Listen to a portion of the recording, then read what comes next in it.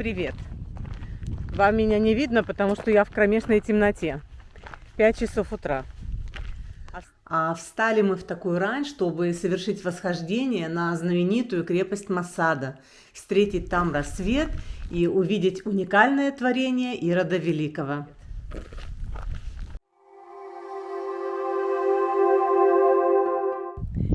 Сейчас без 15:06 утра. Рассвета еще нет. Посмотрите, вот такое зарево уже.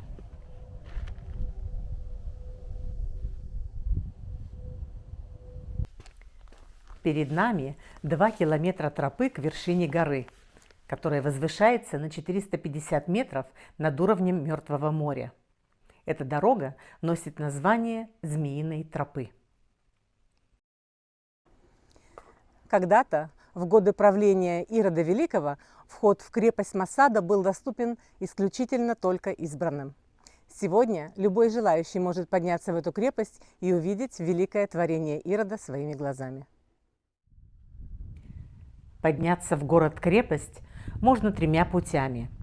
Лезть вверх ножками по Змеиной тропе, подняться на фуникулере или с западного склона, подъехав со стороны Арада. Подъем с западного склона короткий и пологий, но мы легких путей не ищем и выбрали то, что выбрали, ножками 2 километра вверх.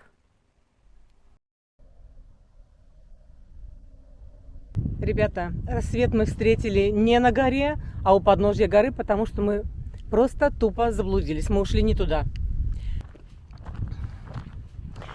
Короче, ребята, тот, кто хочет подняться по вот этому Snake Pit, то есть Змеиной тропе, не надо идти по красной разметке. Эта дорога поведет вас вдоль горы. Обогнув гору, можно подняться с западной стороны на Масаду. Но мы-то этого не хотели, поэтому мы вернулись.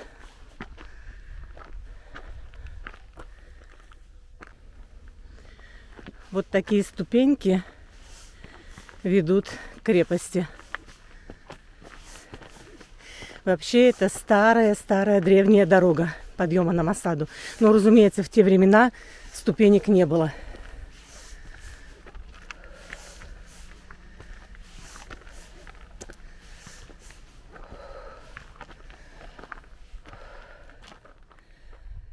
Солнце взошло.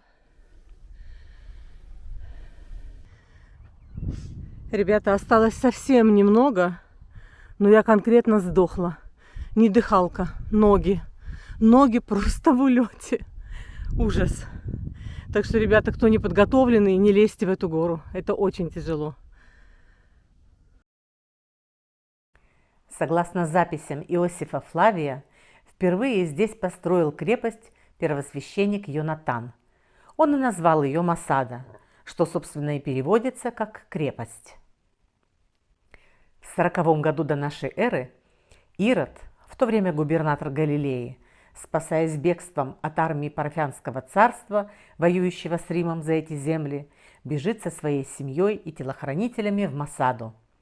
Здесь он прячет свою семью и отправляется в Рим искать защиты и покровительства. Парфяне осадили крепость, но Ирод с римским легионом подоспел вовремя и, сняв блокаду, освободил свою семью. Став царем, Ирод начинает серьезно заниматься своей безопасностью. И в 30-е годы до нашей эры здесь, на вершине плато размером 300 на 650 метров, он разворачивает грандиозное строительство дворцово-крепостного комплекса. Основным строительным материалом являлся камень, скрепленный римским бетоном, смеси щебня, извести, соленой воды и вулканического пепла, который доставлялся в Масаду из Италии. Сначала был построен церемониальный дворец площадью 4000 квадратных метров. В нем располагался тронный зал, спальни, складские помещения, кухня, комната дворцовой стражи.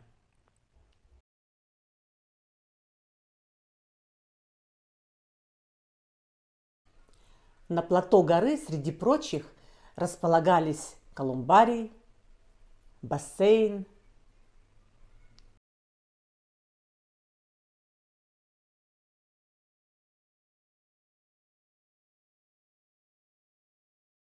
основная площадь плато была оставлена для земледелия. На завершающем этапе строительства по всему периметру вершины горы была построена крепостная стена. Внутри стены располагались 70 комнат казематов. В них жили защитники крепости и прислуга. В стене было 37 башен, установленных в 40 метров друг от друга. Северная часть скалы была самой потрясающей в этом комплексе. Здесь располагался дворец Ирода, состоящий из 3 террас, расположенных на разных уровнях.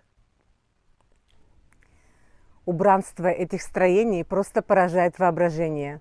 Колонны, мозаичные полы. Во дворце было роскошно все.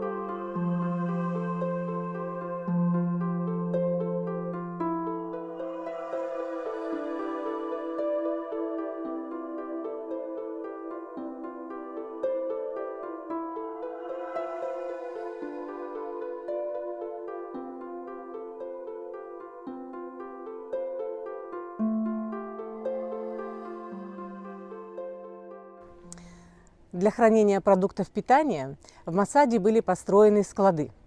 Особенностью этих складов является то, что здесь продукты могут храниться очень-очень-очень долго. Ученые объясняют это сухим благоприятным климатом.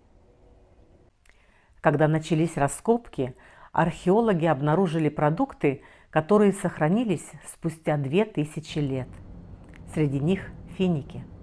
Кстати, была предпринята попытка возрождения иудейской пальмы из финиковых косточек, найденных здесь, в Масаде. Одна из них взошла, и сейчас эта пальма растет в кибуце Кетура и получила имя Мафусаил в честь библейского долгожителя. Чтобы удовлетворить запросы жителей Масады в воде, была построена уникальная система сбора дождевой воды. Вода в этот регион поступает исключительно в зимний период, в сезон дождей. Были построены каналы, по которым вода с гор во время дождей стекала в специальные цистерны водосборники. Таких водосборников было 12.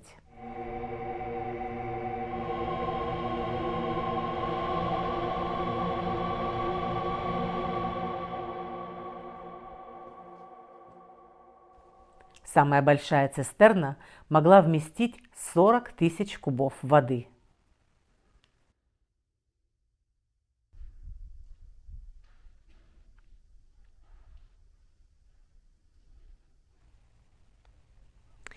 Ироду, как форпост, Масада не пригодилась.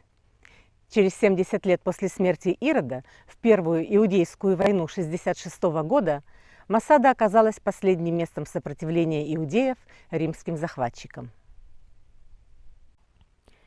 Около 1000 повстанцев с семьями укрылись в Масаде. В 70 году нашей эры пал Иерусалим. Крепость Масада пала лишь через 3 года. На подавление мятежников был отправлен 10-й римский легион, состоявший из 1500 легионеров. Легионеры окружили Масаду со всех сторон, построив 8 боевых лагерей, соединенных крепостной стеной.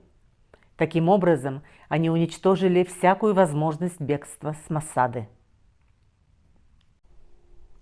В условиях засушливой пустыни римлянам, конечно, было непросто. У защитников крепости была провизия и вода. У римлян воды не было.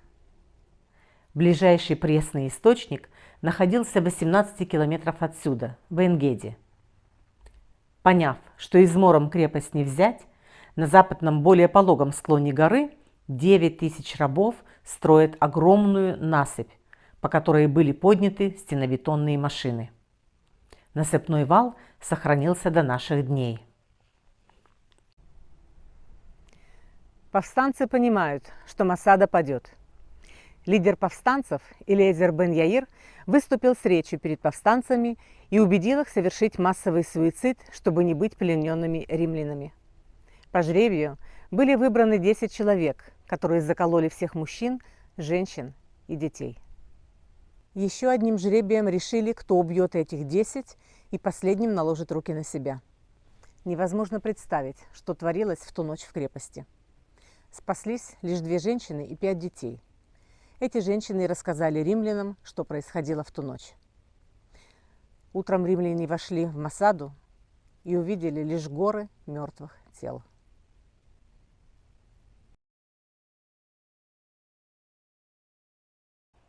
Во время археологических раскопок нашли комнату, которой дали название «Комната судьбы». В ней были найдены 11 остроконов, каменные таблички для жребия с именами последних защитников крепости, исполнивших свою страшную миссию. Крепость Масада стала символом национального героизма еврейского народа. Новобранцы армии обороны Израиля принимают здесь воинскую присягу и дают клятву: Масада больше не падет.